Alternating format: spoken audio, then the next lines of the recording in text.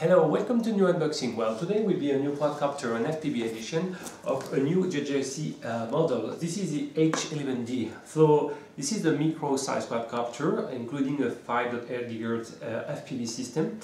And well, here is the photo in the box. You will recognize the blue color of the JJRC model. So there is at least two new features introduced in this one. First of all, you have a new nice features.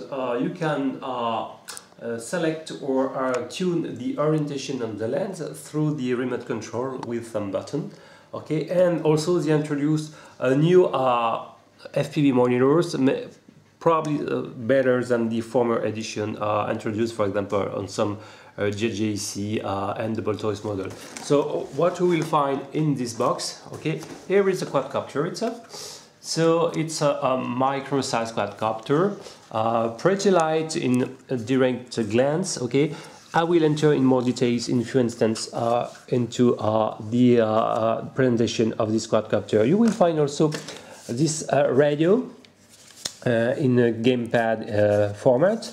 Well, you can grab it more or less easily, and you have a lot of buttons for it. So at least two shoulder buttons, one to select the speed mode. You have 3 speed modes available, and if you press long time on it, you can turn on or off the LEDs with this one. The right bumper button is to perform flips.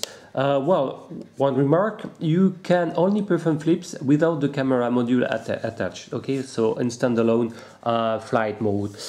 Here you have a lot of buttons. This is the main power button here to turn on or off the radio, and here you can take a video, turn on or off the video mode, take a picture there, and these two last one are to the headless mode for the bottom one and the automatic 1K return. As you may know, since there is no compass, no barometers, this kind of feature series tends versus time to be less and less accurate, and it means that the return home position is completely biased, wrong or inaccurate versus time. These 4 buttons on the left or right are for the trimming button, okay, for the pitch and roll. And finally, the more important, I will say, for introducing this model are these two one. It's to thanks to them, you can target the ground or more the sky for the camera module. You can decide of the orientation of the lens target. That's a very good, nice feature. Well, things is it's an FPV monitor. You can raise this part and to attach this FPV monitor. So compared to the double toys former editions, now no more visible external connector to attach an antenna. It means that the 5.8 GHz antenna is included inside. Okay. You can find on these small parts, lower left one, the deep switch to select one among 8 frequencies in the Boscam band. Okay, so for example, with this setting, I am in A1, so in 5705 MHz. You can find also a tiny battery doors when you can welcome, as you can see, a 400 mAh 1S cellular LiPo. So no more visible antennas, everything is inside. So if you want to mount it, you will have to desolder the actual antenna and to solder, for example, RG 176 cable, and to attach your cloverleaf antenna if you prefer. You have a sunshade working well, and what I like, I will turn on this FPV monitor, is the brightness and the field of view largely improved. As you can see, the orientation largely improved versus the double toys models, and no more bright screen. It's a matte one, so much better. You have an indication in small SD information, the indication of the battery voltage. Okay, that's good. Finally, on this left port, you have the power connector if you want to recharge. I will present this cable later. So what also you will find, so I will finish, you have to attach it like this to pull this the spring of this system and attach like this your FPV monitor. It's more or less okay. Be aware that the camera is not falling on your sticks while you're controlling your quadcopter. It's not really the case, but you have to be aware of this. all the system, the battery, the radio, and the FPV monitor is quite light. It's something like less than 500 grams, so it's much better versus the double choice model. What also you will find a set of 4 props. As you may notice, now the props are got a different design, more looking for professional props with more the pitch are much more stronger, higher value. So it means that they want to improve the speed probably versus the capacity of they wanted to promote the flying duration versus the speed. Okay, so that's probably a good point for the flying duration. What also you will find the batteries. Here it's a 1L cellulose batteries with a GST connector. You don't have any mention of the capacity of it, so I will give some indication of the weight at least. Okay, so it's probably 1100 milliamps per hour LiPo battery. The weight is 27 grams, and I will give the dimension of this one. Okay, in length something like, oh sorry, I have to calibrate. Okay, sorry, something like 11 millimeters. Okay, no, it's much more. There is something wrong. Sorry. Okay. Oh, I got my problem with the battery behind. 0. Okay, now it will be okay. So you have something like 52 millimeters, 53 millimeters. The 8 is the larger is 29, and I would say the 8 is something like 10 millimeters. You will have a lot of empty spaces when you will fit it into the quadcopter. So if you plan to install a larger model, I think it will be possible. You can gain one in length. You can install maybe more longer one. It should be possible. Okay, no problem at all in the battery bay.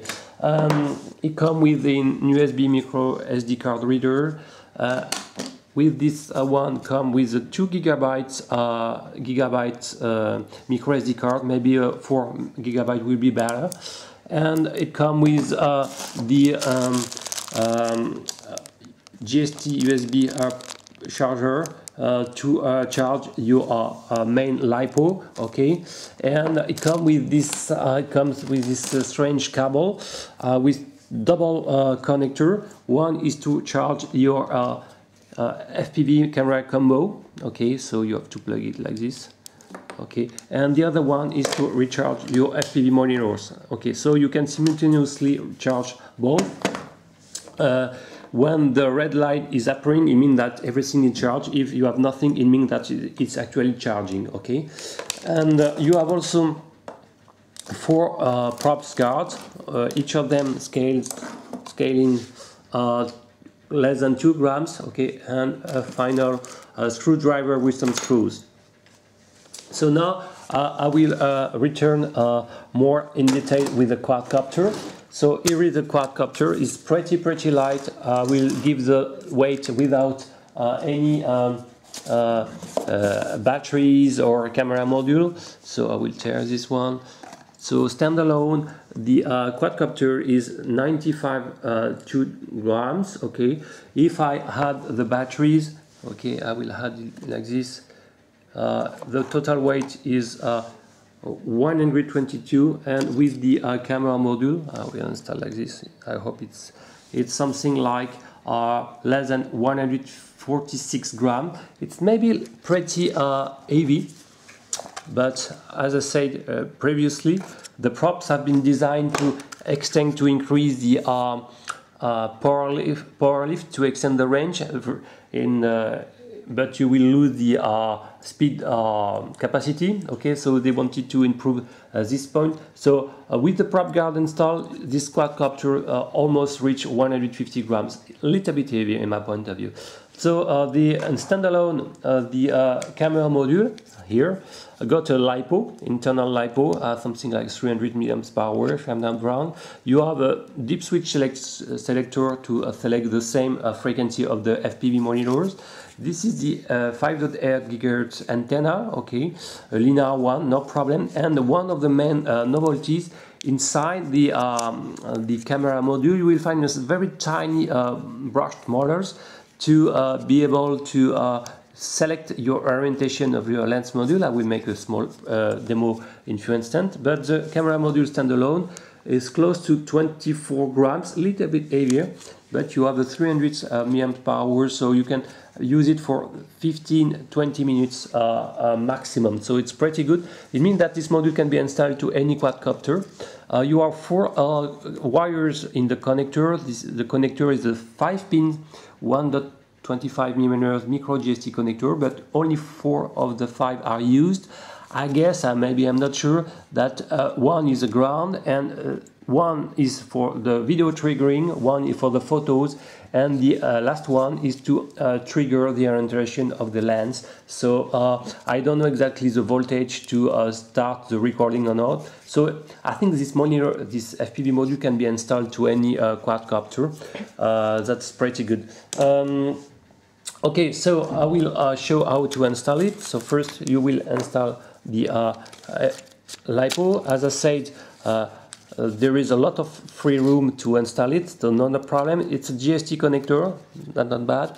And then you have to attach the lock the battery doors.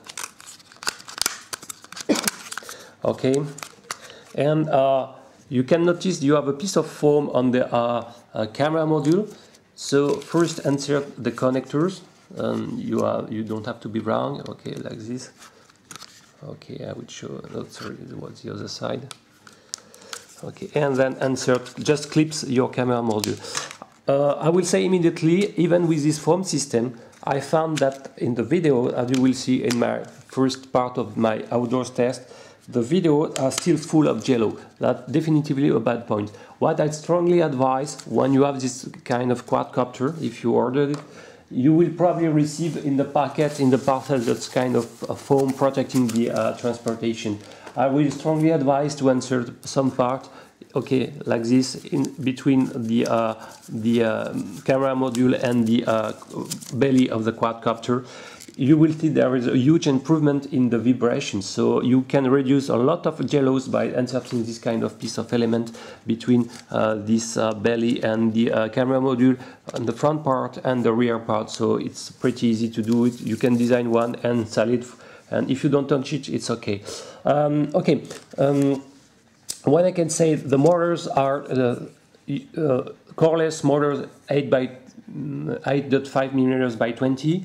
They are coreless type, the biggest model available in coreless type. Unfortunately, observe there is no ball bearing installed, only oil bushing. So if you plan to use it in order to increase the durability of motor, I strongly advise to install some real ball bearing. The dimensions are 3mm for the inner diameters, 6 for the outers, and 2mm width. They are common in this kind of size of micro quadcopter. I will give you a link to order if you want 8 ball bearings in order to replace them. What I like in this quadcopter, you have a tiny switch button. Okay, it's pretty. I like when you have tiny, and you can notice that the LEDs are very nice, very visible. So you have some very nice night flying capacities. It's pretty good. That's definitively a good point. So large batteries, and the flying duration are announced to be 11 minutes. I will say that it's 11 minutes without the camera module. When you are using it, flying FPV, you will have something like 6-7 minutes maximum. Okay. As you already noticed, I already drilled a hole in the top canopy to install the antenna vertically. So now let's talk about the bad thing with this model. The main one and the serious one, and I think is the killing point, is the range of this quadcopter. This one, out of the box, really, it's unbelievable, but have maximum of 20-25 meters of control range. That's pretty amazing bad. So how they can sell an FPV model with only 25 meters of control range? So I decided to try to mount the antenna by installing vertically the antenna for the quadcopter and also for the remote. As you can see, I pull out the antenna from one of the 4 holes of the LEDs. Okay, So there was a slight improvement. I was able to fly above 30 meters, but not so much more. Another major issue with this quadcopter is, for example, I can make a small demonstration, is the failsafe behavior. So first I will turn on the quadcopter, okay, and turn on the radio. You will see when the light becomes solid, it's bound, so you have to push up and down to harm the quadcopter, okay, and you will see that if I push throttle a minimum and I will turn off the radio, you will see that the motor won't stop before 6 seconds. Okay, let's do 1, 2, 3, 4. Okay, you have something like minimum 4 seconds. So during these 4 seconds, you have time that this quadcopter will do a flyaway and will fly much further than you expected. Okay, that's definitively a bad point. So extremely poor range. And the failsafe behavior pretty bad. I don't understand why. Probably, I think they never tested really in a real condition. It's impossible to miss that. So I tried to find why it's like this. And when I opened the radio, I think I discovered the major fault in the design. They probably forgot to insert the power amplification part in the RF daughter chip board. It means that the output emitted power of this radio is pretty poor. You have something maximum of 11 dB. So in the maximum, I make some computation, you have probably 12 dBm difference with the normal 2.4 GHz system. 12 dB, it means that you go 4 times less shorter compared to a normal one, because each 6 dB you are doubling the range, so 12 dB you are factor 4 of difference. That's pretty bad, and it can explain why the range is pretty bad. So I won't be surprised if one day they will sell a new type of radio transmitter for this model to extend the range. For the protocol, I tried to bind with different recent protocol based on the XN297 chip, which including in this radio and the main board, and I was not able to bind any known protocol based on this RF chip. It means that actually you can fly only with this model, but probably one day the protocol will be deviated, and then thanks to the deviation TX, because this radio can emit up to 20 dBm of power, you will be able to reach much further distance for sure, but actually it's not possible. So this is a big drama. Well, so as you understand, for an FPV application, it's forget it, and basically it's an FPV model, so this is a killing point. I will say, I will continue with some positive points. The camera module, out of the box, it's a pretty good one. Even with the linear, the emitted power is pretty good. You have something like close to 200 milliwatts per hour. In my point of view, I didn't really do some measurement, but compared to the distance I reached, it was pretty good. So standalone, you can have something 200 meters without problems with a good receiver. What I like is the good news. The lens is attached to the main camera module with a 24 pins ribbon cable, and I try to install the lens. What kind of lens like this? I try to install such kind of 808 lens, lens with 100 degrees of field of view. Maybe I already, it was this one, with this kind of lens like this with 120 degrees of field of view, and it was working. So the good news, you can mode this camera module to install a wider lens. It will be much more easier to fly FPV. That's definitively the great news of this type of model. Okay. And another pretty good news, and I will make a small demonstration.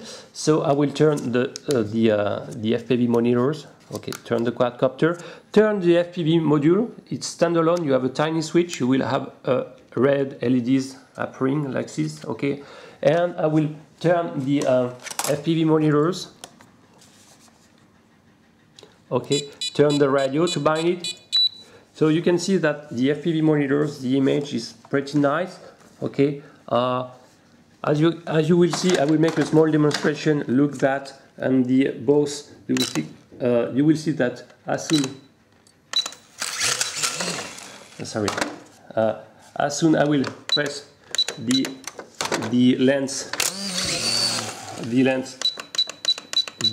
will move with this button, so you can tune it. That's pretty good. Okay. Okay, so that's a good point. You can select the orientation. Okay, maybe you can see that it's moving a bit. Okay, sorry. And well, not so efficient. Maybe I did another test in the outdoors. You will see that it's working well. Well, the most important, I will say, is the FPV monitors. Okay, you can see the angle, the field of view is not fantastic. You have something like 70 degrees out of the box. So if you install it, you will be the 120 degrees. It will be much better for FPV. And the good news, you will see that usually when you start to record, you have a frame drop usually. But I will start the recording. You can see that now you're on a chronometer upring, and you will see that. Look that. While recording, you have absolutely no frame drops now. It's pretty good. So you will see in my outdoor test, no more frame drops while recording. That's an excellent news. It means that they changed something in the firmware of the video transmitter chip, I don't know, or the recording, but that definitively a pretty nice. No frame drops while recording. Pretty nice. And that means that this camera module can be installed to any FPV quadcopter project. It would be a very nice idea in my point of view. Okay, so what I like also is the field of view of the FPV monitor, much more visible in the daylight. Okay, that's good news. Much more than the former brilliant screen of the double choice models. That's no brightness settings, no any settings. That's a drawback of it. Okay, and well, so definitively the FPV part is pretty good of this quadcopter. You have nice LEDs, the flying duration is not bad. With the camera installed, you have something like 7 minutes, 11 without. The flying characteristics is of this quadcopter is not bad. Good flyer in general. The yaw rate is proportional to the speed mode. In the expert mode is pretty fast. That's good. But the two killing points are the extremely poor range out of the box, so, and the Failsafe Behavior, that's killing everything. So I think I won't be surprised to see there is a new radio compatible with this model to extend the range. Okay, I think I described all the positive and negative points of this quadcopter. Pretty nice flyer, not the best I flew, but it's okay. Nice flyer, nice LEDs, pretty good camera FPV combo. You can install a wider lens on it. You have something good flying durations, no ball bearings, but very bad range. Okay, I will conclude this unboxing. If you like this video, please thumb it. If you like my channel in general, please subscribe. See you next time. Bye bye.